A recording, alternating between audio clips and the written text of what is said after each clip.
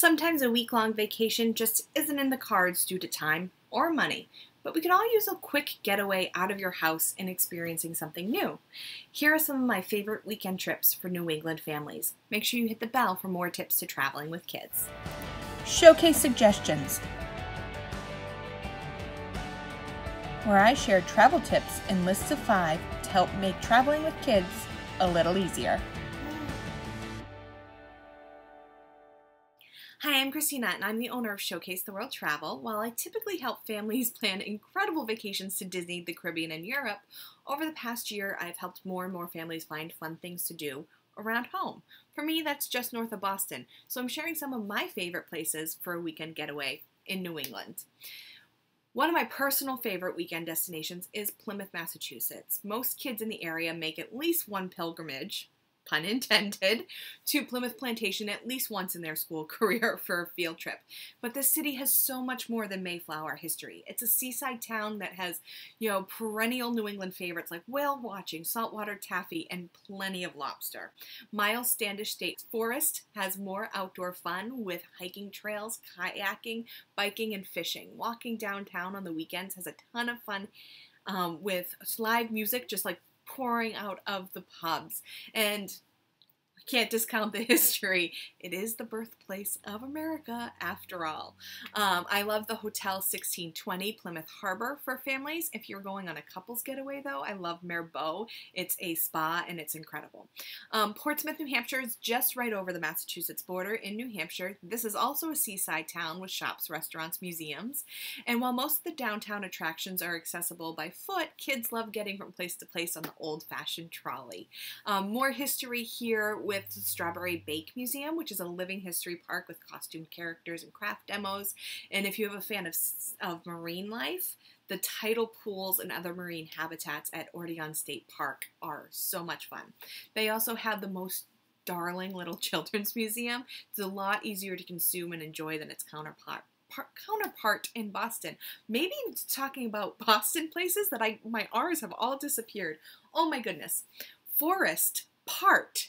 Where to stay in Portsmouth. The Sheraton Portsmouth Harborside Hotel is my favorite.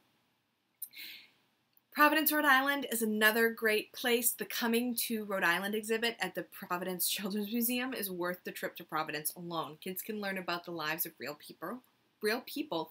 Apparently I just can't speak, it's not just the R's, who immigrated to the state, and they get to pretend to live the way that those people did, milking cows, loading a ship. Animal lovers can spend hours exploring the Roger Williams Zoo, which is my personal favorite in the area. I like it much better than Stone or Franklin Park. The Roger Williams Zoo is so much fun. The Biomes Marine Biology Center in nearby North Kingston is the most hands-on aquarium in the area. The Carousel at Crescent Park, gondola rides on the Woonsoquak. Oh, my husband's going to kill me. He grew up right near Providence, and he could totally say this name, but I cannot. So, Woonasquatucket River and catching a Paw Sox game are great ways to spend your weekend in the city. I like the Courtyard Providence downtown. If you're looking for a longer getaway but not sure where you want to go, I have a free guide with my 18 favorite destinations for families. That's one for every year that your kids are, well, kids. Another one that I love is Portland, Maine. It's currently booming with tourism due to its thriving culinary scene, rich with farm-to-table dining and incredible breweries. I'm happy to just go and eat there, but there's so much more to do. Boat trips, shopping, museums. For families interested in STEM, check out the Portland Science Center, which boasts traveling science exhibits for all ages. It's located right on the wharf, so after you can jump on a whale watch or a pirate cruise. And you can't take a trip to Maine without a visit to a lighthouse, and Portland Head won't disappoint. They even have a dedicated children's garden there.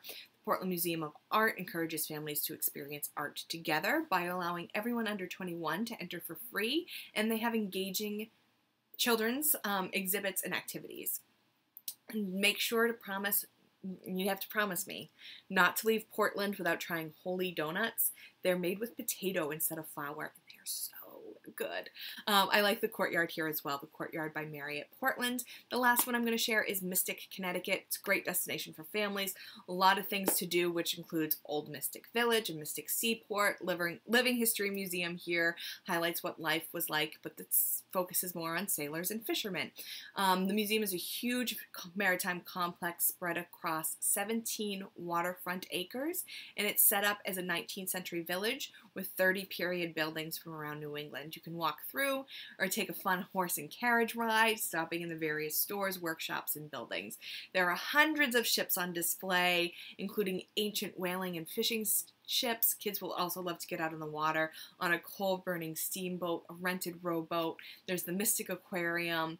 They have interactive beluga whales, which are really fun there. I really like the Howard Johnson by Wyndham Mystic. So don't forget to get that 18 Summers guide. You can get that right below. Hit the button for more family travel tips, and don't forget to take a break from the busy. Thanks for joining me.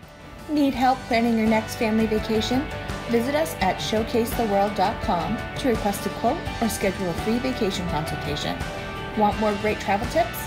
You'll find those there too.